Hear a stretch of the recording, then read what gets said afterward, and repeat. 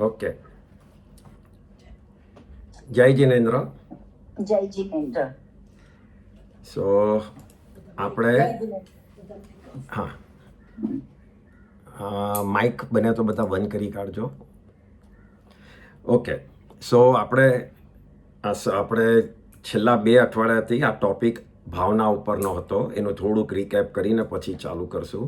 કોઈક વખત 10 મિનિટ વધારે થાય તો આપણે કન્ટિન્યુ જ કરશું, કારણ કે મારે જોઈએ છે કે આ વીક અને નેક્સ્ટ વીકમાં આપણે એ કમ્પ્લીટ કરીએ.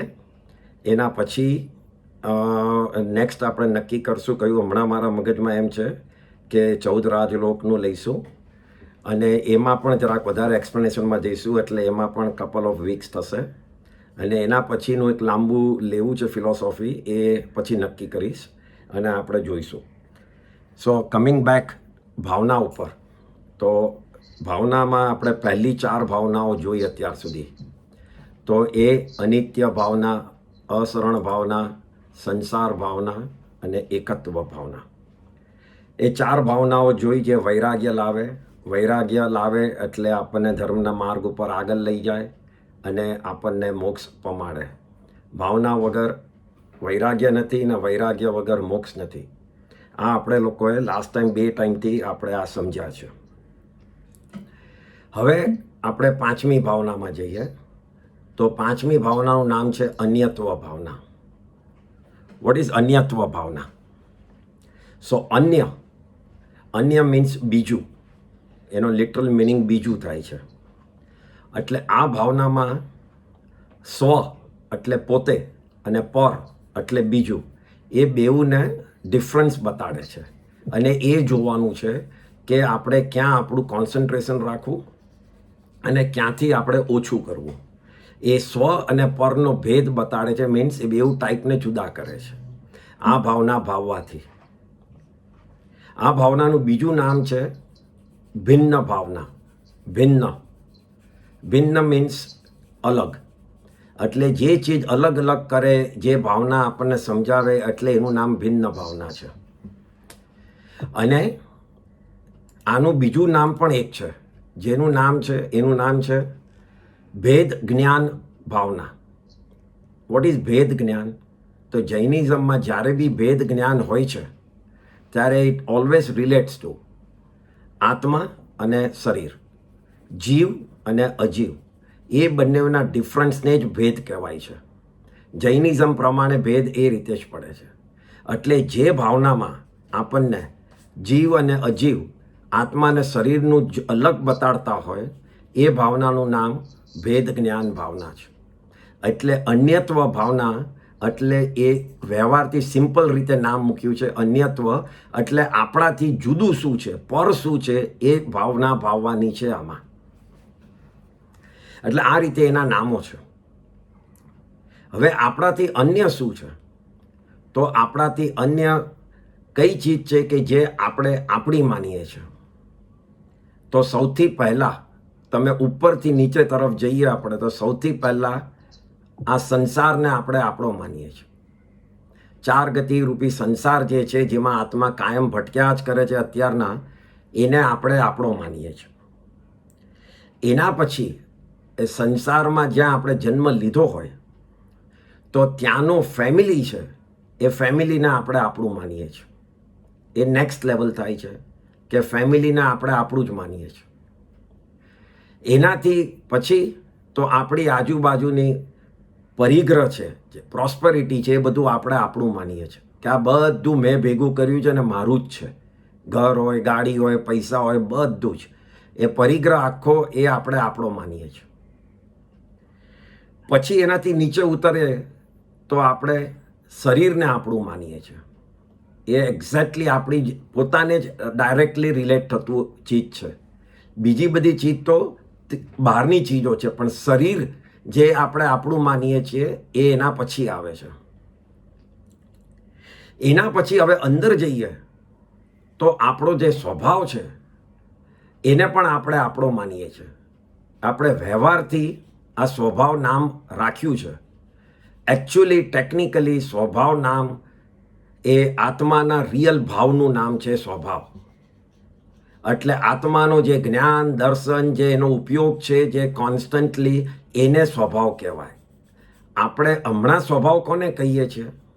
તો આપણો હમણાંનો નેચર જે છે જે કસાયવાળો નેચર છે, જેની અંદર રાગ છે, દ્વેષ છે, આર્ત્ય ધ્યાન છે, રૌદ્ર ધ્યાન છે, રડવાનું, હસવાનું, એ બધું જ મળીને આપણે એને સ્વભાવ કહીએ છીએ કે આનો સ્વભાવ કેવો ગુસ્સાવાળો છે, આનો સ્વભાવ કેવો કાયમ રડતો જ હોય છે, આનો સ્વભાવ ઇમોશનલ છે.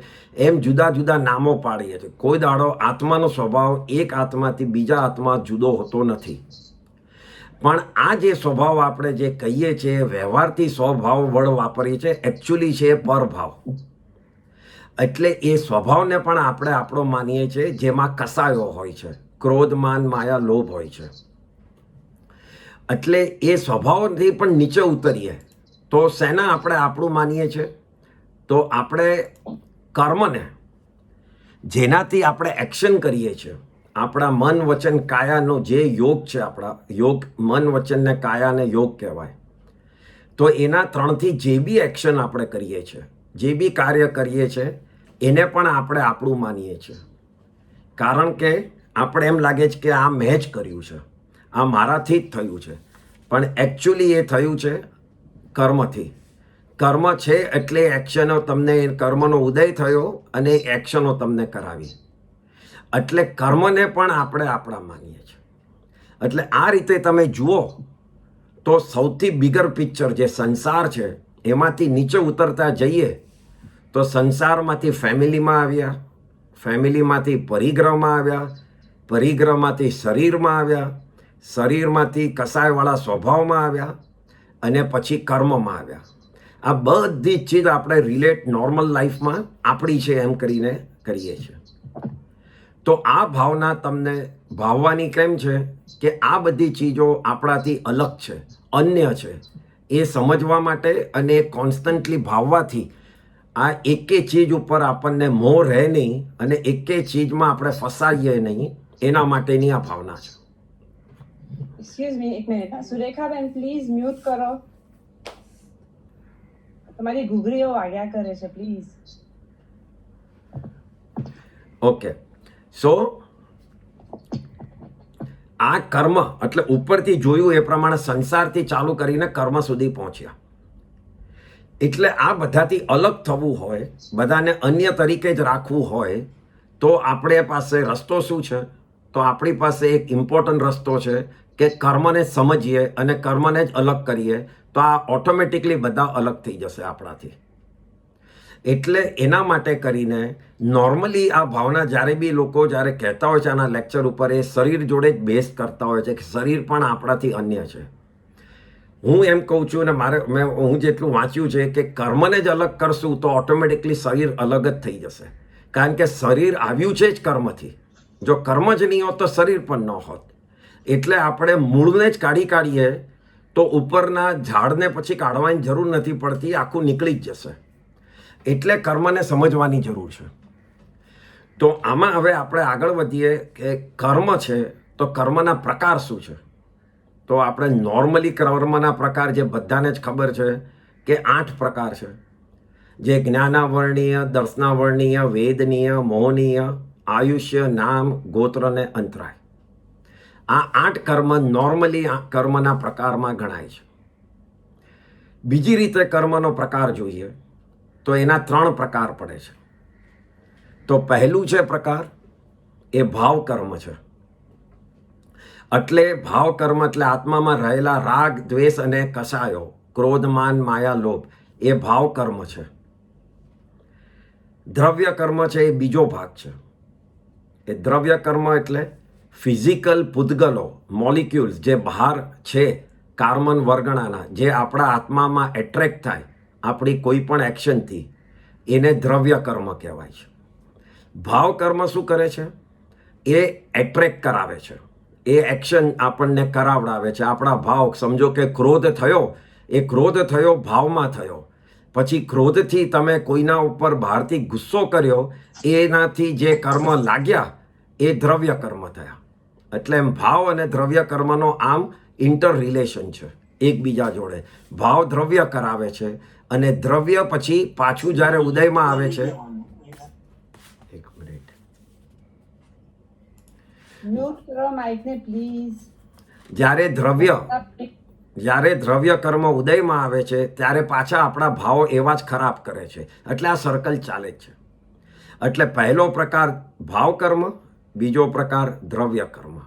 હવે ત્રીજો પ્રકાર જે બહુ જ ઇમ્પોર્ટન્ટ છે અને જે સમજવા જેવો છે. આપણે નોર્મલી અહીંયા જ અટકી જતા હોઈએ છીએ, પણ ધેર ઇઝ અ થર્ડ પ્રકાર જેનું નામ છે નો કર્મ. NO નો કર્મ એ એનું નામ છે. જેમ દ્રવ્ય અને ભાવ છે એવી રીતે આનું નામ નો કર્મ છે. વોટ ઇઝ નો કર્મ? તો નો કર્મ કોને કહેવાય? કે જે કર્મ બાંધવાના નિમિત્તો છે. દાખલા તરીકે આપણા યોગ, મન, વચન ને કાયા, આપણો પરિવાર, આપણો પરિગ્રહ, આપણને માન થાય, ઈગો થાય, સન્માન થાય, આપણે મોજશોખ કરીએ, એ જેટલી બી એક્શનો અને જે નિમિત્તો થાય છે જેનાથી આપણે ભાવ કર્મ ઊભા થાય અને જેનાથી દ્રવ્ય કર્મ આપણા આત્મા પર એટ્રેક્ટ થાય, એ નિમિત્તોને નો કર્મ કહેવાય છે. એટલે નો કર્મ ડાયરેક્ટલી કર્મ નથી, પણ ભાવ અને દ્રવ્યને ઊભા કરવાના નિમિત્ત છે, એટલે એને નો કર્મ કહેવાય છે. એટલે કર્મની જોડે નો શબ્દ લગાડ્યો છે આગળ. એટલે આ રીતે કર્મના 3 પ્રકાર છે. સમજવાનું કારણ કેમ છે? કારણ કે ભાવ કર્મ, દ્રવ્ય કર્મ એ તો બરાબર છે, એ ફિઝિકલ કર્મ છે, ભાવતી કર્મ છે અને એ અલગ છે, અન્ય છે. પણ અહીંયા સૌથી ઇમ્પોર્ટન્ટ નો કર્મને સમજવાનું છે. કારણ કે જો આ નિમિત્તોને આપણે સમજશું તો આપણને ખબર પડશે કે એ પણ અન્ય છે. કારણ કે બેઝિકલી આપણે ઓરિજિનલી જોયું કે કર્મ પણ અન્ય છે, તો એના નિમિત્તો પણ અન્ય છે. જો નિમિત્તો પણ અન્ય છે, જો એમ ખબર પડે તો નિમિત્તો આવ્યા ક્યાંથી? તો નિમિત્તો આવ્યા સંસારમાં છે. તો એનાથી મિનિંગ શું થયો?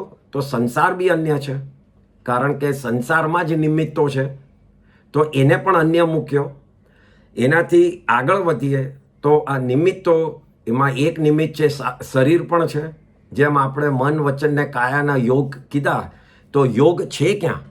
યોગ શરીરમાં છે, બહાર તો યોગ છે નહીં. તો એનાથી થયું શું કે શરીર પણ એક નિમિત્ત થયું છે, તો શરીર પણ અન્ય છે આપણાથી. એટલે આ કર્મને સમજવાનું કારણ ઇટ બોઇલ્સ ડાઉન ટુ કે તમને છેક સુધી તમને સમજાવશે કે શરીર સુધી બધી જ ચીજ અલગ છે અને તમારો સ્વભાવ બી તમારાથી અલગ છે. તમારે રિયલ સ્વભાવમાં આવવું હોય તો કસાયવાળો સ્વભાવને તમે પરભાવ સમજો અને એને અન્ય સમજો, તો જ તમે તમારા સ્વભાવમાં આવશો. એના વગર તમારા સ્વભાવમાં તમે આવશો નહીં. અને જો આ ભાવના ન ભાવીએ અને ન સમજીએ તો કોન્સ્ટન્ટલી કર્મ બાંધતા જઈશું બહારના નિમિત્તોની જોડે. એટલે અન્ય ચીજની જોડે, જે અન્ય નિમિત્તો છે એની જોડે અન્ય કર્મ જે છે, જે પોતે પણ અન્ય છે, એ બાંધશું આપણે.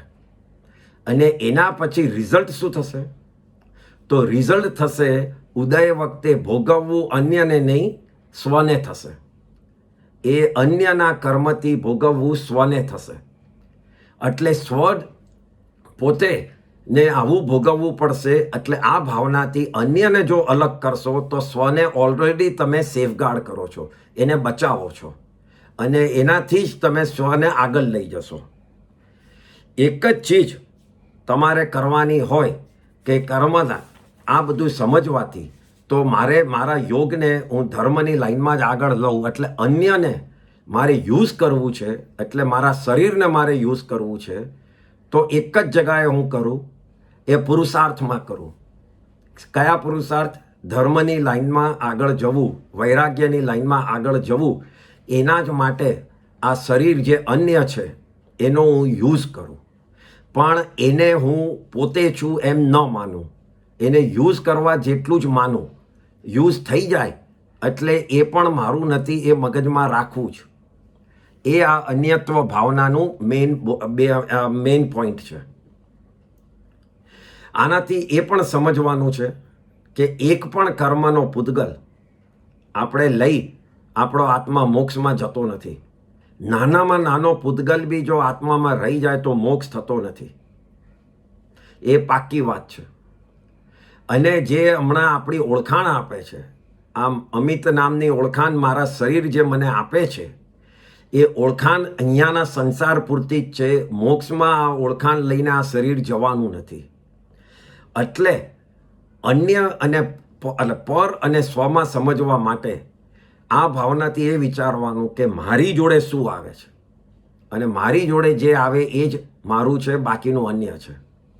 એટલે આનાથી એક પ્રોવર્બ આપણે રોજ સવારના ભાવવાની કે મારું છે એ જતું નથી અને જાય એ મારું નથી. આ કાયમનું મગજમાં રાખવાનું. એટલે એનાથી કોઈ દુઃખ થશે નહીં. જેટલું બી તમને જતું એમ મગજમાં ધ્યાનમાં કે જ્ઞાનમાં આવશે, એકે ચીજ તમારી જોડે આવવાની નથી, એ પાકી છે. એટલે એ બધી છૂટી જવાનું, દુઃખ તમને થવાનું નથી. એટલે આ કડી તમારે રાખવી જ. મારું તે જાય નહીં ને જાય તે મારું નહીં, એ રીતે. આના ઉપરથી શું થાય નક્કી કે હું કર્મને બાંધું છું તો મારે શરીર મળે છે. તો આ શરીર જે કર્મ જ છોડવાના છે તો શરીર ઉપર હું મોહ કેમ રાખું? અને શરીર ઉપર મોહ ન રાખવાનું હોય તો પરિવાર ઉપર તો મોહ શેના જ માટે રાખું? પરિવાર તો એમે બીજા શરીરનું બનેલું છે. એટલે જો પરિવાર ઉપર બી મોહ ન રાખું તો મારે ખોટા કામો પરિવાર માટે કરવાની જરૂર શું છે? There is a difference between પરિવારને પ્રોવાઈડ કરવું, પરિવારને તમારે હેલ્પમાં આવવું, એ એક ચીજ છે. અને પરિવાર માટે હું ખોટા કામ કરું એ બીજી ચીજ છે. એ બેઉ ચીજ અલગ છે. જ્યારે બી આપણે પરિવાર માટે હું શું કામ કરું એમ બોલીએ, ઇવન ફ્યુચરમાં, ઇટ ડઝ નોટ મીન કે મારી ડ્યુટી ન કરું. આપણે જ્યાં સુધી સંસારમાં છે ત્યાં સુધી ડ્યુટીની વાત નથી. જે દિવસે દીક્ષા લઈશું એ દિવસે પરિવારની જોડે ડ્યુટી પણ નથી કરવાની. પણ ત્યાં સુધી શ્રાવક છે ત્યાં સુધી ડ્યુટી રહેવાની જ છે. અને we will not be able to neglect a duty. એટલે એ રાખવાની જ છે. પણ એનાથી એક્સ્ટ્રા જે મારે જરૂર નથી ને જેનાથી વધારે કર્મો બંધ થવાના હોય, ખાસ કરીને કોઈ પણ ખોટી રીતે હું પૈસા કમાયો, ખોટી રીતે મેં સગાઈ કરાવી છોકરીના કે બીજાની તોડાવીને કે કંઈ પણ રીતે, એ બધા ખોટા રસ્તા હું પરિવાર માટે શેના માટે કરું? એની અહીંયા વાત છે. એટલે સ્વ ને પરમાં આ ડિફરન્સ છે. આ ભાવનાથી વધારે ઇમ્પોર્ટન્ટ હવે એક બીજી ચીજ જોવાની છે. આપણે લોકો બધા જ જે અહીંયા છે એ લોકોની ડાયરેક્ટ રિસ્પોન્સિબિલિટી લગભગ તો પટી ગઈ છે. What does it mean? આપણા છોકરાઓના લગ્ન થઈ ગયા છે, એ લોકોને બી છોકરાઓ થઈ ગયા છે, પોતપોતાના ફેમિલી ચલાવે છે, છોકરો ઓફિસ ચલાવે છે, આ બધું જ થઈ ગયું છે. એટલે એ બધી ચીજમાંથી આપણી ડાયરેક્ટ રિસ્પોન્સિબિલિટી નીકળી ગઈ છે. ઇનડાયરેક્ટ રિસ્પોન્સિબિલિટી હજી છે. કોઈક વખત છોકરાઓને બહારગામ જવું હોય તો એ ગ્રેન્ડ ચિલ્ડ્રન મૂકીને જાય, કાં તો આપણે એમના ઘરે જઈને રહીએ, એ ઇનડાયરેક્ટ રિસ્પોન્સિબિલિટી થઈ અને એ રહેવાની જ છે. પણ ડાયરેક્ટ જો નીકળી ગઈ હોય ડે ટુ ડેની, તો આપણે આ ભાવનાથી એ વિચારવાનું કે હવે મારી ડાયરેક્ટ નીકળી ગઈ છે તો મેં અત્યાર સુધી જે પર માટે સમય કાઢ્યો, 24 કલાકમાંથી મેં પર માટે કેટલો સમય કાઢ્યો અને સ્વ માટે કેટલો કાઢ્યો, તો હવે જ્યારે મારી ડાયરેક્ટ રિસ્પોન્સિબિલિટી નથી ત્યારે સ્વ માટે મેં સમય વધારે કાઢવાનું ચાલુ કર્યું છે કે નથી કર્યું, એ અહીંયા સમજવાનું છે. બાકી તો બહાના એક્સક્યુઝિસ તો ગમે તેટલા મળશે કે મારે હમણાં જ છોકરીનો ફોન હતો ને મારે એની રાહ જોવાની જ ને આ કરવાનું જ ને તે કરવાનું છે. સમજો કે સમય કરવા બેસી ગયા હોય ને છોકરીની બેલ વાગે પણ ફોન, તો એ 48 મિનિટ પછી એમ લેશો ફોન. પણ જો તમે એની પહેલાં લઈ લીધો તો અચૂક 9 આઉટ ઓફ 10માંથી તમે સમય ચૂકશો જ. કારણ કે ફોનમાં 15 મિનિટ ચલાવશો ને પછી આળસ ચડી જશે. આ પાક્કું જ છે, બધાને જ થાય છે લગભગ. અને ન થતું હોય તો એ બહુ મક્કમ સારા મગજનો કહેવાય કે જે પાછા બેસી જ જાય છે. પણ જો જેવા તમે એમાં પડ્યા, એટલે સવાલ એ છે કે સ્વનું ધ્યાન રાખી, પરને સાઈડ પર થોડા મૂકી, જ્યાં આપણે ઇમ્પોર્ટન્ટ નથી હમણાં, આપણું ડાયરેક્ટ રિસ્પોન્સિબિલિટી નથી, એને સાઈડ પર મૂકી અને 24માંથી જે પહેલાં 1 કલાક કાઢતા હતા એના 2, 3, 4 કલાક વધાર્યા કે નહીં, એનું જ આપણે માપવાનું છે પોતાની જાતને. બીજો કોઈ કહેવા નહીં આવે. બાકી બીજો કોઈ પણ કહેવા આવશે એનો કંઈ અર્થ નથી. આપણે સાંભળશું કે નહીં એ આપણા ઉપર છે. એટલે આ રીતે સ્વ અને પરને અલગ કરી આ ભાવનાથી સ્વ ઉપર વધારે ધ્યાન રાખું, પરને હું એકદમ જુદા કરી કાઢું અને એમાંથી હું મારું ધ્યાન ઓછું કરું, એના તરફ મોહ ઓછો કરું. અને સૌથી મોટું જે પર છે એ કર્મ છે. એ કર્મને હું અહીંયાથી કાઢું. એ રીતે આ સ્વ ને પરની અન્યત્વ ભાવનામાં ભાવવાનું છે. હવે આ ભાવનાથી પ્રેક્ટિકલી આપણે એવરીડે શું વિચારવાનું? તો એમાં પહેલી ચીજ વિચારવાની કે કોઈ પણ આપણું સાંભળે કે ન સાંભળે, ધારો કે, તો એનાથી ખોટું નહીં લગાડવું. કારણ કે એ જે કોઈ નથી સાંભળતું એ અન્ય જ છે. એમે તમારું પોતાનું શરીર બી તમારું નથી સાંભળતું, કારણ કે જ્યારે માંદું પડે છે, હવે માંદું પડવું એ મને કે તમને ગમતું નથી તો એ પડે છે કે નહીં? તો જ્યારે શરીર તમારું નથી સાંભળતું તો બીજો કોણ કેમ તમારું સાંભળવાનું છે? એટલે એવું બને કે ન સાંભળે, એ પણ એક પ્રકારનો કર્મ છે.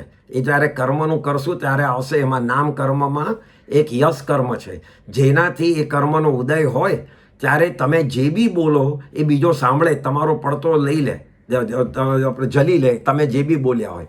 પણ જો એ નામનું કર્મનો ઉદય ન થયો હોય તો તમે ગમે તેટલા લેક્ચર આપશો, બીજું કોઈ સાંભળશે નહીં. એટલે જ્યારે બીજું કોઈ ન સાંભળે એને અન્ય સમજીને એના પર ખોટું નહીં લગાડવું. અહીંયા તમને દાખલો આપું તો ભગવાન મહાવીરનો જ દાખલો છે. ભગવાન મહાવીરનો એક પ્રિન્સિપલ હતો, અને એ પ્રિન્સિપલનું ડિટેલ પછી જઈશું, પણ એનું નામ હતું કળ માણે કરે. એટલે કોઈ કાર્ય કરવા લીધું હોય તો એ કાર્ય પટ્યું જ, એમ ભગવાનનો પ્રિન્સિપલ હતો. એમના એકદમ જ વિદ્વાન જમાઈ હતા, જમાલીજી. ભગવાન મહાવીરના જમાઈનું નામ જમાલી હતું. એમણે પણ દીક્ષા લીધેલી અને બહુ સારું ચારિત્ર પાળેલું. પણ એમને આ પ્રિન્સિપલ મગજમાં બેસ્યો નહીં અને એમને ના પાડી કે આ વાત સાચી નથી ભગવાનની. એમ કરીને પોતે પોતાનો તત્વ પકડી રાખ્યો. ભગવાને ઘણું સમજાવવાની ટ્રાય કરી તો એમને ન સમજ્યા તો ન સમજ્યા. કહેવાનો દાખલો શું છે અહીંયા? તીર્થંકર બી અન્યને સમજાવી નથી શકતા અને અન્ય એમનું પણ નથી સાંભળતા, તો તમારું ને મારું બધા જ સાંભળે એવું કેવી રીતે બનવાનું હતું? એ પોસિબલ નથી. એટલે અન્ય જ રહેવાનું છે. એના કર્મના ઉદયથી એને જ્ઞાન ચડશે તો સાંભળશે, નહીં ચડે તો નહીં સાંભળે. એટલે અન્યને અલગ રાખી અને ખોટું નહીં લગાડવું. બીજું ઇમ્પોર્ટન્ટ ચીજ આ ભાવનાથી વિચારવાનું, કોઈ દાડો પણ નિમિત્તનો વાંક નહીં કાઢવો. કોઈ પણ પ્રકારનું નિમિત્ત આવ્યું હોય, પહેલાં તો નિમિત્ત કેવી રીતે આવે છે એ સમજો. પોતાના કર્મના ઉદયથી નિમિત્ત આવે છે. નિમિત્ત આવવાથી કર્મનો ઉદય નથી થતો, ઉલટું છે. કર્મનો ઉદય થાય, સમજો કે તમારો કર્મનો ઉદય થાય કે એક્સિડન્ટ થવાનો છે, તો એનું નિમિત્ત આવશે કે સામેથી લોરી આવી અને કાં તો તમારી બ્રેક ફેલ થઈ ગઈ. એ નિમિત્ત ઉદય થયા પછી આવશે. એટલે તમારા કર્મનો ઉદયથી જ થાય છે, તો બહારનો નિમિત્ત તમારું બગાડતું નથી. તો એ નિમિત્તનો કોઈ દાડો દોષ નહીં કાઢવો. એ અન્ય છે, એ તમારું નથી. અને કર્મનો ઉદય છે એ જ્યાં સુધી કર્મ તમે બાંધ્યા નહોતા ત્યાં સુધી અન્ય છે. તમે બાંધ્યા તો ભોગવવા સુધી એ તમારા થઈ ગયા. અને જેવા ભોગવાઈ જશે અને એ કર્મ ખરી જશે શરીર આત્માથી, ત્યારે પાછા એ અન્ય થઈ જશે. એટલે ભોગવ્યા પહેલાં એ તમારી જોડે જે કર્મ છે એનો ઉદયથી નિમિત્તો આવીને તમારું બગાડે તો એ નિમિત્તને અન્ય સમજીને એનો વાંક નહીં કાઢતા. એ આ ભાવનાથી સમજવાનું છે. કોઈએ મારા પૈસા લઈ લીધા, ડૉક્ટરે ભૂલ કરી ઓપરેશન કરવામાં, ડ્રાઈવરે એક્સિડન્ટ કર્યો, હમણાં કોવિડ આવ્યું છે, વાયરસથી હું માંદો પડ્યો, એ બધા નિમિત્તો છે. એ તમારો ઉદય થયો એટલે તમે હેલ્ધી રહેવાના હતા કે નહોતા રહેવાના, પૈસા રહેવાના હતા કે નહોતા રહેવાના, બધું જ આપણા નિમિત્ત, આપણા જ ઉદયથી છે. એટલે આ ભાવનાથી અન્યને કોઈ દાડો કોસતા નહીં. એ આ ભાવનાથી થશે. જેટલું કોસશો એટલું અન્ય જોડે વેરઝેર વધશે અને તમારામાં આત્મામાં વધારે કર્મ આવશે. એટલે આ રીતે અન્યને નહીં કોસવું. ત્રીજું કે અન્ય આપણા કંટ્રોલમાં છે જ નહીં, એ પાક્કું છે. કંટ્રોલમાં અન્યમાં એક જ ચીજ છે, એ ફંડામેન્ટલ છે, એ કર્મ. અને એ પણ ક્યારે છે? જ્યાં સુધી તમે બાંધો કે ન બાંધો એ ડિસિઝન તમારા હાથમાં છે. જે મિનિટે તમે જો કર્મ બાંધ્યા પછી એ પણ ડિસિઝન તમારા હાથમાં નથી. એ પછી અન્ય તરીકે તમને હેરાન કરશે જ. પણ જો તમે એને ન બાંધ્યા તો એ કર્મ અન્ય તરીકે તમને હેરાન નહીં કરે. એટલે બાંધવા ને અબાંધવામાં બંનેમાં એક અન્ય હેરાન કરશે અને એક અન્ય તમને હેરાન નહીં કરે. જો તમે ન બાંધ્યા હોય તો હવામાં રહેલા પૂતગલો તમને હેરાન નહીં કરી શકે, અને બાંધ્યા હશે તો એ તમને ભોગવ્યા સિવાય તમને છોડશે નહીં. એટલે એ જ રીતે આપણે અન્યની વિચાર કરવાનો કે મારે આ અન્ય રૂપી કર્મો છે એને બાંધવું કે ન બાંધવું. મારા આત્માનું હું જ સુધારીશ એ પાક્કી વાત છે. એના સિવાય કોઈ નથી સુધારી શકવાનું. કોઈ અન્ય સબસ્ટન્સ, કોઈ અન્ય ચીજ મારા આત્માની સુધારી નહીં શકે. ભગવાનની દેશના પણ મારા આત્માનું સુધારી નહીં શકે. જો મારા આત્મામાં એ દેશનાનું જ્ઞાન સમજવાની જો તાકાત ખુલી ગઈ હોય, એટલા કર્મ ઓછા થયા હોય અને એ દેશના ઉપર મને શ્રદ્ધા બેસે અને હું પુરુષાર્થ કરું તો જ મારું સુધરશે. તમે ને હું અનંતી વાર ભગવાનના સમોસરણમાં બેસીને આવ્યા છે. આમાં તમે કોઈ ડાઉટ નહીં રાખતા. આપણે બધા જ બેસીને આવ્યા છે. તો બી હમણાં 5મા આરામાં હજી જન્મ્યા છીએ. કેમ? ભગવાનની દેશના દરેક જીવો માટે સરખી જ હતી. ભગવાનની દેશનામાં તો એવી વાત છે કે પ્રાણીઓ પણ પોતપોતાની લેંગ્વેજમાં સમજે છે. તીર્થંકરનો એવો અતિશય છે કે દરેક જણ પોતપોતાની લેંગ્વેજમાં સમજે. તો તમે ને હું કેમ બુઝાયા નથી હજી? દેશના તો હતી જ સામે. કારણ કે આપણે આપણી જાત, આપણું ઉપાદાન રેડી નહોતું. એટલે અન્ય રૂપી દેશના બી આપણને કામમાં નહીં આવી. એટલે આનાથી એ સમજવાનું કે અન્ય કોઈ દાડો મારું સુધારી નહીં શકે. હું જ મારામાં ફેરફાર કરી શકીશ. એટલે આ ભાવનાથી પોતાના સેલ્ફ કોન્ફિડન્સ પર રહી અને પોતે જ સુધરવું છે કે નહીં એના પર રાખવાનું. મને કોઈએ કંઈ કીધું ન કીધું, મને કંઈ વાંચવા મળ્યું ન મળ્યું, એ બધું એક્સક્યુઝિસ છે. Van there is a will there is a way. એક ઓલવેઝ થવાનું છે. તમને જો ધર્મ કરવાની ઈચ્છા હશે તો 24 કલાક નીકળશે બી ખરી એમાંથી. ઈચ્છા ઉપર જ બધું છે. એટલે આ રીતે આ ભાવના ભાવવાની છે. અને આ ભાવનાથી ઇમ્પોર્ટન્ટ છે કે આપણું માન ઘટાડે છે. એટલે આપણનો ઈગો ઘટાડે છે, આપણું અભિમાન ઘટાડે છે. શેનાથી અભિમાન? કે આપણી પાસે જે પ્રોસ્પરિટી છે, પરિગ્રહ છે, ફેમિલી છે, આપણું હેલ્થ છે, એ બધા ઉપરનું અભિમાન એ ઘટાડે છે આ ભાવના. એટલે એ રીતે આ ભાવના છે. આમાં કોઈને સવાલ છે? ઓકે, તો આપણે સોંગ બે સેન્ટેન્સ પાછા બોલો. કયા? જે છે મારું તે જાય નહીં. હા, મારું તે જાય નહીં અને જાય તે મારું નહીં. મારું તે જાય નહીં અને જાય તે મારું નહીં. જે બી ચીજ જાય છે ને, એટલે તમે વિચાર કરો, એકો એક ચીજ, કર્મ બી છૂટીને જતા રહેશે એટલે એ પણ મારા નથી. પરિવાર મારો નથી. સંસાર તમે શાંતિથી બેસીને વિચારશો ને તો મારો અવિનાશી, નાશ થયા વગરનો આત્મા સિવાય બધી જ ચીજ જતી રહેવાની છે. અને આ છેલ્લું અભિમાન કરાવે શું કીધું? નહીં, એ કીધું કે આપણને આ ભાવના અભિમાનમાંથી નીચે લાવે. એટલે અભિમાન થતું હોય એ આપણને છોડાવે. આ ભાવના અન્યત્વ. કારણ કે જે અભિમાન કરાવે છે બધી જ ચીજ અન્ય છે, અને અન્ય ચીજ છે એટલે અભિમાન કરવાનો અર્થ જ નથી. એમાંથી એકે મને કામમાં નથી આવવાની. કે મારું પોતાનું નામ નથી એ પણ અન્ય છે. કારણ કે કરોડો નામો મેં લઈને હું જન્મ્યો છું ને કરોડો હજી જન્મીશ જો મારો મોક્ષ નહીં થાય તો. Thank you. ઓકે.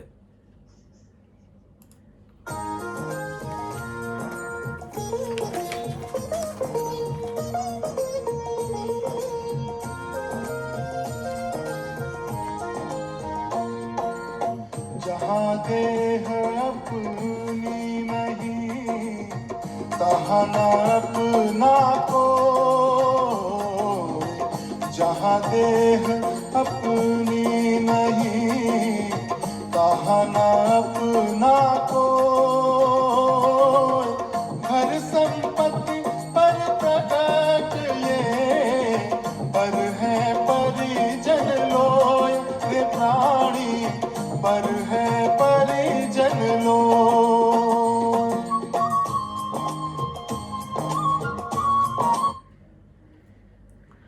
આ ભાવનામાં આ લાઈનમાં કહે છે કવિ, જ્યાં દેહ અપની નહીં, એટલે જ્યાં આપણું શરીર જ આપણું નથી તો ત્યાં બીજું તો કોણ આપણું હોઈ શકે. એટલે તહાં ન અપના કોઈ, બીજું કોઈ આપણું હોઈ ન શકે. ઘર સંપત્તિ પર પ્રગટ હૈ.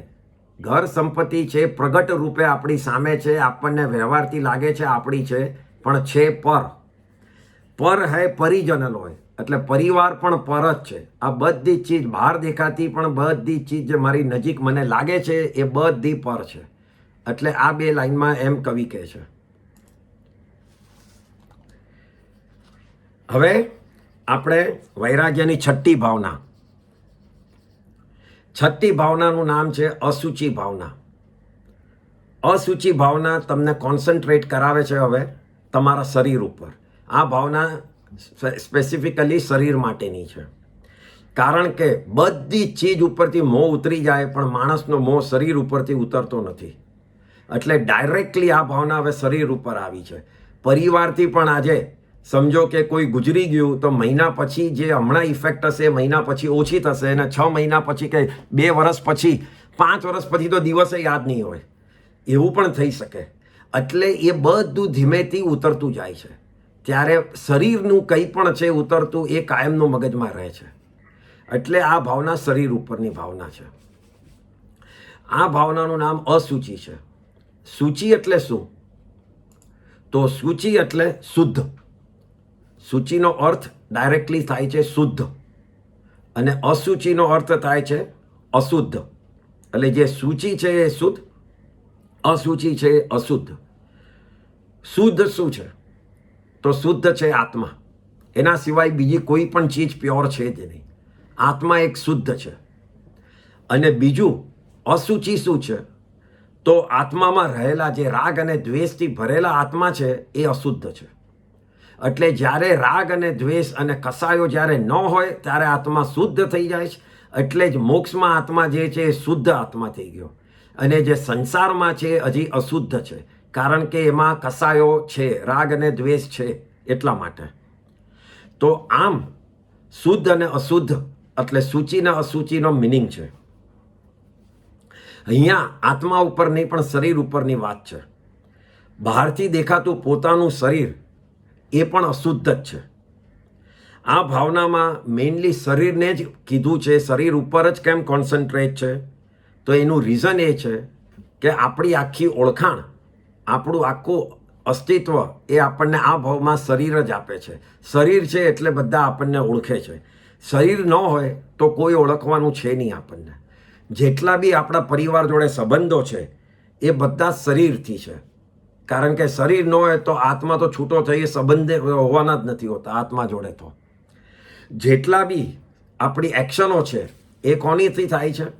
તો મન, વચન ને કાયાથી જ એક્શન થાય છે. મન, વચન ને કાયા જે યોગ છે એ કોની જોડે કનેક્ટેડ છે? શરીર જોડે છે. એટલે અગેન શરીર જ આવે છે. એટલે દરેકે દરેક ચીજમાં સેન્ટરમાં શું છે? શરીર જ છે. એટલા માટે આ ભાવનામાં શરીરની વાત છે કે તમે જેને સેન્ટરમાં રાખો છો એ આઈટમ કેવી છે, એ ચીજ કેવી છે, એને સમજવા માટે આ ભાવના છે. કારણ કે જો એ ચીજ ઉપર, એ પદાર્થ ઉપર તમને વૈરાગ્ય આવે તો ઓટોમેટિકલી તમે એને સેન્ટરમાં રાખવાનું ધીમે ધીમે સાઈડ પર લઈ જશો. એટલા માટે આ ભાવનામાં શરીર છે. આપણું શરીર શેનું બનેલું છે? તો એ શરીર છે પૂતગલનું બનેલું. આપણું શરીરનું નામ ઔદારિક શરીર છે. એ ખૂબ પૂતગલથી બનેલું છે. ઘણા બધા પૂતગલો ભેગા થઈને એક શરીર બનેલું છે. હવે પૂતગલથી બનેલું શરીર હોય તો એના 2 રૂલ છે. એક રૂલ છે કે છૂટું પડવાનું જ છે. કોઈ દાડો પૂતગલ સાથે રહેવાના છે જ નહીં. એ છૂટા જ થવાના છે. કાં તો 10 વર્ષમાં થાય, 1 વર્ષમાં થાય, 100 વર્ષ કે લાખે વર્ષ લાગે, પણ છૂટા પડવાના જ છે. એટલે શરીર નાશ પામવાનું જ છે. અને બીજો રૂલ એ છે કે પૂતગલ છે તો પૂતગલમાં એમાં ગંધ છે, વર્ણ, રંગ છે, બધું ફિઝિકલ પૂતગલમાં હોય જ છે. એટલે આપણું શરીર જ્યારે બને છે ત્યારે એ બધું સાથે એટ્રેક્ટ કરીને લાવે છે. એટલા માટે જ આપણા શરીરમાં રંગ આવે છે, આપણા શરીરમાં સ્મેલ આવે છે, એ બધું જ આવે છે પૂતગલના હિસાબે. પૂતગલ ન હોય તો એ શરીરમાં સ્મેલ ન હોય. આપણું મનુષ્યનું અને તિર્યંશનું શરીર એ ઔદારિક શરીર છે, અને દેવલોક અને નારકીનું શરીર એ વૈક્રિય છે. એટલે દેવલોકના શરીરમાં વાસ નથી મારતી, દુર્ગંધ નથી હોતી, કારણ કે ત્યાં પૂતગલો એટલા બધા હોતા નથી. આપણામાં પૂતગલો ખૂબ જ છે. એટલા માટે અહીંયા આપણામાં સ્મેલને બધું વધારે છે. એટલે એ અહીંયા સમજવાનું છે. બહારથી સુંદર બ્યુટીફુલ દેખાતું શરીર એકચ્યુઅલી અંદરથી કેવી રીતે છે? તો અંદરથી એમાં રસ, મેલ, પિત્ત, માંસ, હાડકાં, ચરબી, એ બધું, પિત્ત, કફ, એ બધું અંદર ભરેલું છે. અને એની ઉપર એક ફાઇન ચાદર લાગેલી છે, એ ચામડીની. એ રીતનું એકચ્યુઅલી ડિસ્ક્રિપ્શન છે આપણા શરીરનું. ખૂબ જ અશુદ્ધ અને દુર્ગંધ મારતું શરીર છે. આ શરીરના જે પોર્સ છે, જે આપણે જે આ જે પોલાણ છે, હોલ્સ છે જે આખા શરીરમાં, એ પોર્સમાંથી જેટલો બી પસીનો નીકળે છે, એ પસીનો બી ખૂબ જ સ્મેલવાળો હોય છે, દુર્ગંધવાળો હોય છે. શરીરમાં જ્યાં જ્યાં કાણા હોલ્સ છે, નાકમાં, કાનમાં, મોઢામાં, નીચે બધી જ જગાએથી જે પણ નીકળે છે એ બધું દુર્ગંધવાળું જ નીકળે છે.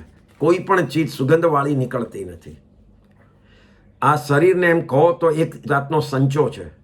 સંચો એટલે તમે ગુલાબજળ, તમે કેસર, એવી સુગંધી ચીજ પણ શરીરની અંદર નાખો તો બહાર નીકળશે ત્યારે દુર્ગંધ જ નીકળે છે. ઇટ સેલ્ફ પ્રૂવ્સ કે શરીર દુર્ગંધથી ભરેલું જ છે. સારી સારી ચીજો, સુગંધવાળી ચીજને પણ એ બગાડીને દુર્ગંધ જ કરે છે. આ રીતે શરીરનો આ સ્વભાવ જ છે એક જાતનો. તમને શરીર કોઈની બાજુમાં ઊભા હોય અને સ્મેલ સારી આવે તો ડેફિનેટલી સમજજો એ આર્ટિફિશિયલ સ્મેલ છે, પરફ્યુમની સ્મેલ છે, મેકઅપની સ્મેલ છે, ક્રીમની સ્મેલ છે, એ જ બધી સ્મેલ છે. બાકી રિયલ શરીરની સ્મેલ કોઈ દાડો હોય જ નહીં. શરીરની સ્મેલ દુર્ગંધની જ હોય. ખાલી તીર્થંકરને જ સુગંધી સ્મેલ હોય, કારણ કે એમને અતિશય છે. શરીર એમનું કોઈ દાડો દુર્ગંધવાળું ન હોય. બાકી બધાને શરીરમાં દુર્ગંધ જ હોય છે. તો આ રીતે શરીરનો સ્વભાવ છે.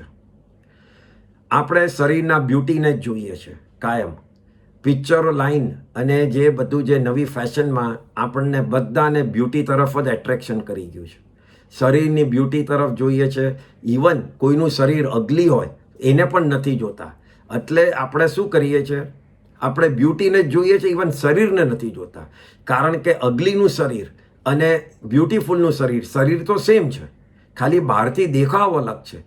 તોય આપણે એટ્રેક્ટ થઈએ છીએ બહારના દેખાવને. એટલે એ તો શરીરથી પણ એક સ્ટેપ ઉપર ગયું કે જે દેખાવ બાય ધ ટાઈમ જેમ જેમ તમારી એજ થશે એમ દેખાવ જતો જશે, એવી દેખાવ ઉપર આપણે એટ્રેક્ટ થઈએ છીએ. અને આપણા સમજો કે ચિલ્ડ્રન, આપણા છોકરા હોય, છોકરી હોય, એ એટ્રેક્ટ કરીને એ પ્રમાણે એ લોકો પોતપોતાના પાર્ટનર શોધે છે. આજે કોઈને સ્વભાવ, ખાનદાન, ફેમિલી એ બધું પ્રાયોરિટી સેકન્ડ થઈ ગઈ છે, થર્ડ થઈ ગઈ છે. બધાને અત્યારના પ્રાયોરિટી શરીર અને એની બ્યુટી ઉપર જ થઈ ગઈ છે, જે પરમનન્ટ છે જ નહીં અને જે આવું દુર્ગંધ અને સડી જાય એવી ચીજ છે. આ શરીરને તમે 2-3 વાર નવડાવશો તોય એ સુધરવાનું નથી, એમાં સુગંધ થવાની નથી, અંદરથી પરમનન્ટ સુગંધ નથી થવાની. સાબુની સુગંધ કદાચ રહેશે 1-2 કલાક, પછી એ જતી જ રહેવાની છે. એટલે 2-3 વાર નવડાવવાનો કંઈ અર્થ નથી. અને આત્માને 1 વાર નવડાવવાની જરૂર નથી. એટલે એકચ્યુઅલી નવડાવવાનું એ એક આપણે એ ખાલી પ્રથા છે, ખાલી શરીરને સરખું ને શુદ્ધ સારી રીતે રાખવા માટે, મેલને બધું કાઢવા માટે. એનું પણ રીઝન હોવું જોઈએ. બ્યુટી દેખવા માટે નહીં, પણ પોતાના શરીરને હેલ્ધી રાખવા માટે. એના જ માટે આ શરીરને યુઝ કરવાનું છે કે મને વૈરાગ્ય આવ્યો હોય તો એ વૈરાગ્યમાં મને આગળ લઈ જવા માટે, મારા આત્માને આગળ લઈ જવા માટે આ ઔદારિક શરીર જ કામમાં આવશે. જેમાં ભલે બધી દુર્ગંધ હોય, ભલે બધું સડી જતી ચીજ હોય, પણ જ્યાં સુધી એ ચાલે છે ત્યાં સુધી એ મને આગળ તો આ જ લઈ જશે. તીર્થંકરનું બી શરીર આ જ ઔદારિક છે, એમાંથી જ તીર્થંકર બને છે. દેવલોકના કે નારકીના શરીરથી તીર્થંકર બની શકતા નથી. આપણા ઔદારિક મનુષ્યના શરીરથી જ તીર્થંકર બને છે. એટલે આ ઔદારિક શરીરનો એક પ્લસ પોઈન્ટ છે કે મોક્ષમાં જવા માટે આ શરીર કામમાં આવશે, બીજું કોઈ જ નહીં. પણ એનું તમારે માઇનસ પોઈન્ટ એ સમજવાનું, જ્યારે તમે એના ઉપર મોહ રાખો ત્યારે, કે છેલ્લે એનામાં છે તો દુર્ગંધ જ, એનામાં છે તો બધું સડી જાય એવું જ. શરીરમાં તમે જ્યારે બી આત્મા હોય કે ન હોય એનો ફરક તો આપણે બધા જ જોઈએ છે. જેવું શરીરમાંથી આત્મા નીકળી થાય ત્યારે શરીરનું શું થાય છે? સડવા માંડે છે. 48 મિનિટની અંદર શરીરમાં એનું 48 મિનિટ પૂરા નથી થયા કે એની અંદર નવા જીવો ઉત્પન્ન થવાનું ચાલુ થાય છે. અને નવા જીવો ઉત્પન્ન થાય છે, એ જીવ જન્મે છે, મરે છે, એ સમૂર્છિન જીવો કહેવાય. એ જન્મ મરણ થયા જ કરે છે. એટલા જ માટે જૈનિઝમમાં કીધું છે કે મૃત્યુ થાય તો દેહને 48 મિનિટ પહેલાં જ બાળી દો. આપણો એક રિલિજન એવો છે કે જે દેહના ઉપર કોઈ પણ ક્રિયામાં માનતો નથી. આત્મા નીકળ્યો એટલે દેહ ઇઝ ઇરરેલેવન્ટ, એનો કોઈ જ ઇમ્પોર્ટન્સ નથી. આપણે તરત જ બાળી નાખવાનું. બીજામાં તો લોકો રાહ જોવે, પેલું એ લોકોનું આપણે દિવસ આવે ત્યારે ચર્ચમાં લઈ આવે છે બોડી, પછી દાટવા લઈ જાય, એ બધી પ્રથા છે. આપણામાં કોઈ જ નથી. દે હેઝ નો મિનિંગ. એટલે 48 મિનિટમાં. હા, અત્યારના શું થાય છે કે ફેમિલી મેમ્બર બહારગામ રહેતા હોય ને આપણે એની રાહ જોવી પડે છે. હવે એ વ્યવહારિક રીતે જોવી પડે છે, આઈ એગ્રી. બટ ટેકનિકલી 48 મિનિટમાં શરીર બાળી દો તો એમાં નવા જીવની ઉત્પત્તિ થતી નથી. તો જેનું આત્મા ગયો છે એ પચકાણ લીધા વગર ગયો હોય તો એને એના કર્મ બંધ થતા હોય છે, એ ન થાય. અને જો એ ન થાય તો એના આત્મા માટે આપણે એવું ડિસિઝન સારું લીધું કે શરીરને તરત બાળી નાખ્યું. એટલે એ પણ અહીંયા સમજવાનું છે. શરીર છે તો આપણને ટેમ્પરરી સંબંધો મળ્યા છે, આપણને માંદગી મળી છે, હેલ્થ મળ્યું છે, આપણને કસાયો મળ્યા છે, શરીરથી યોગ મળ્યા છે, આ સંસાર મળ્યું છે, 4 ગતિ મળી છે. અને શરીર છે તો કર્મબંધ છે સાથે. એટલે આવી ચીજ જે શરીર છે જેના પર હું મોહ રાખું છું એ મને આ બધી ચીજો આપે છે જેનાથી મારો આત્મા કાદવમાં ફસ્યો જ રહ્યો છે. તો એવા શરીરની ઉપર હું મોહ શેના માટે રાખું કે જે મને જ પોતે કાદવમાં ફસાવીને રાખે. આ તો કેવી વાત છે કે મારા હાથે જ મારા પગ ઉપર હું કુહાડો મારું છું. આ એવી વાત છે. એટલે આ શરીર ઉપર મોહ રાખું એટલા કર્મબંધ વધારે, તો એટલો આત્માનો સમય આ ચક્રમાં વધારે રહેશે. એટલે શરીર ઉપરનો મોહ ઉતારી અને શરીરનો રિયલ યુઝફુલ કરું અને એને ધર્મના જ લાઈન પર લઈ જાઉં, એ આ ભાવનામાં વિચારવાનું છે. અને આ ભાવનામાં એનાથી વિચારવાથી આપણે રાઇટફુલ વિચારમાં આવશું. આપણા શરીરમાં દુર્ગંધ કેટલી છે એનો બીજો પણ એક દાખલો છે કે દેવો જે ઉપર વૈમાનિક દેવો છે, આપણી ઉપર જે દેવો રહે છે, એ લોકોને આપણી પૃથ્વી પર આવવું નથી ગમતું, કારણ કે એ લોકોને હજારો કિલોમીટર ઉપર આપણી સ્મેલ આવતી હોય છે. આ શરીરો આ સંસારમાંથી જે દુર્ગંધ છે એ લોકોને આવતી હોય છે, એટલે એ લોકોને આજે આવવું ગમતું નથી. આ પણ એક રીઝન છે. આપણને સમજાય છે કે આ શરીર કેટલું ગંદુ છે, કેટલું દુર્ગંધવાળું છે. એટલે આને છોડવા જ જેવું છે. આને ખાલી ધર્મના માટે જ યુઝ કરવા જેવું છે. આ અસુચિ ભાવનામાં રોજ ભાવનાની, એટલે શરીર ઉપરનો મોહ ઓછો થાય. એટલે આ રીતે શરીરની અસુચિ ભાવના છે. આમાં કોઈને હા એક પોઈન્ટ જે હમણાં વચમાં કીધું ને કે શરીર આપણે જો કોઈ ગુજરી જાય હા અને પચકાણ ન લીધા હોય હા તો પાછળથી જે લોકો રાહ જોવડાવે આ શરીર માટે તો એનો દોષ લાગે છે. હા એ એક પોઈન્ટ જરા ડિટેલમાં પછી સમજાવજો ને. હા એટલે એમાં શું હોય કે કર્મ છે ને, કર્મ આપણને દરેક જગ્યાએથી લાગતા હોય છે. બરાબર છે, એ તો બધાને ખબર છે. એટલા જ માટે આ પચકાણની પ્રથા છે કે આપણે 14 રાજલોકમાંથી નાની જગ્યા પર આવી જઈએ પચકાણ લેવા માટે. એટલે જે શરીર છોડીને ગયું હોય એને હજી એનો શરીર રૂપી નિમિત્ત જ બાકી છે. એ પોતે શરીરને વોસીરાવીને ગયું નથી. સમજો કે એક્સિડન્ટમાં અચાનક કોમા આવી ગયો અને કોમામાં એ વોસીરાવાનું રહી ગયું, તો એને શું થાય છે, એમાંથી અલ્પ આપણે કર્મો જે એમના ફેમિલી ડિસિઝન નથી લેતું એનાથી અલ્પ કર્મ લાગે છે. અને એટલા જ માટે જૈનિઝમમાં પહેલાંની પણ ઓલી વાત છે કે શરીરમાંથી જે બોડીમાંથી જે ડોનેશન કરવાની વાત છે ને, એનું રીઝન પણ એ જ છે કે ડોનેશન કરવું કે ન કરવું જેનું આ ડિસ્કશન છે. કારણ કે જે બોડીમાંથી ડોનેશન કરીને જાય છે એમ પુણ્યની વાત છે, પણ સાથે જે આત્મા ગયો છે એને એનું પેલો કેવી રીતે યુઝ કરે છે એનો આશ્રવ પેલાને પણ લાગે છે. એટલે Jainism normally do not believe donation કરવાનું. પુણ્ય અને મોરાલિટી અને હ્યુમેનિટી બિલીવ્સ કે કરવું જોઈએ. એટલે ઇટ્સ અ બેલેન્સ. તમારે કઈ રીતે જોવું છે અને ઇટ્સ પર્ટિક્યુલર ટુ એવરીબડી પોતાની જાતે બેલેન્સ કરવાનું છે. મે બી સમવેર ઇન બિટવીન ઇઝ કે પૂછીને કોઈ ગુરુને કે હું ઓછી રાવડાવી દઉં શરીર અને પછી એનું કરું કે ન કરું, તો એમાં થાય છે શું કે એ શરીરનું એ જે પાર્ટી જે બીજો માણસ યુઝ કરે છે, તો જેણે એને પરમિશન આપી એને કર્મ લાગશે. એટલે સમજો કે મેં પરમિશન આપી હોય કોઈ મારા ફેમિલી મેમ્બરના બોડીને યુઝ કરવાની, તો એનું કર્મ મને લાગશે. એટલે આ બહુ થીન લાઈન છે. એટલે શરીરની આ બાબતમાં બહુ થીન લાઈન છે. એટલે બને ત્યાં સુધી જેમ ધર્મમાં લખ્યું છે એ રીતે કરી કાઢવું. હા, એટલે જેને પચકાન લેવા હોય ધ્યાન સમજીને લઈ શકે. હા, એ પહેલેથી પચકાન લઈ શકે. એ ઓલરેડી પોતાના જાતને નાના અને રોજ વોસીરાવાનું રાખે, કારણ કે રાતના ગુજરી જઈએ તો એ ખબર શું છે આપણને. એટલે વોસીરાવાનું તો રોજ રાખવાનું જ કે ભાઈ આ સવારના વોસીરાવામાં કેવી તો દિવસ દરમિયાન જે બી મેં પૂતગલ ગ્રહણ કર્યા છે અને મેં જે છોડ્યા છે એમાંથી એ છોડેલા પૂતગલોને વોસીરાવું છું. વોસીરામી એવી રીતે રાતની ઉઠીને પણ કરાય કે હું ભાઈ રાતના જે પૂતગલો મેં જે ત્યાગ્યા છે એને હું વોસીરાવું છું. આ એક પ્રેક્ટિસ છે વોસીરાવાની. તો એ રીતે જે બી પૂતગલો છોડ્યા હોય એ પૂતગલથી બીજું કંઈ પણ થતું હોય તો એને મેં વોસીરાવી દીધું છે. એટલે મને પછી એનાથી કંઈ હાર્મ ન થાય, એટલે મને કર્મ બંધ ન થાય.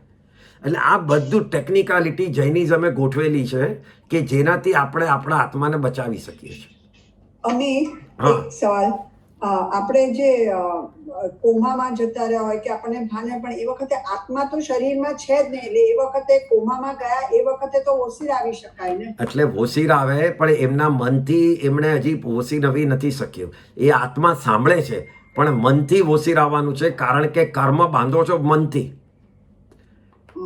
કર્મ તમે મનથી બાંધો છો. એટલે તમે ઈચ્છા હોવી જોઈએ ને. આજે તને ઈચ્છા ન હોય તારા મનથી ને હું તને ખાલી એમને ફોર્સફુલી સમજો કે કેસેટ સંભળાવું પચકાણની, તો તે એકચ્યુઅલી પચકાણ લીધા કહેવાય કે ન લીધા કહેવાય?